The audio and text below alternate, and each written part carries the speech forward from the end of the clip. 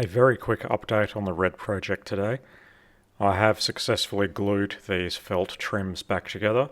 It actually wasn't as hard as I thought it was. Someone asked the purpose of all of these breather hoses. This one's the wrong way around for this demonstration, but this is where the metered air enters. That's the idle control valve.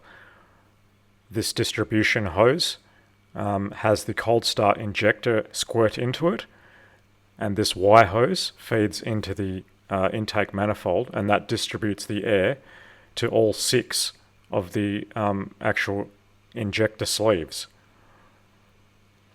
This is a suction line for the lower crankcase breather hose, and it's just connected below it. And that actually feeds down to the air conditioner compressor bracket, believe it or not. That's where the port hole is for the lower crankcase breather hose. We must not forget there's also an upper crankcase breather in the valve cover, and that draws in clean air from the air filter in idle situations, obviously reversing flow under full load.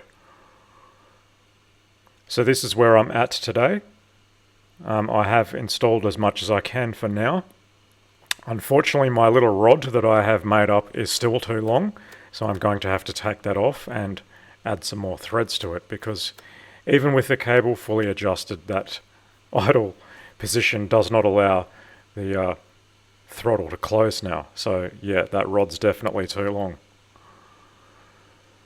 Perhaps I should have just tried to buy a new one, but oh well. I'm also missing the clamp for the cable bundle on that corner there, but I should just be able to get something generic, and obviously I've not fit the regulator yet.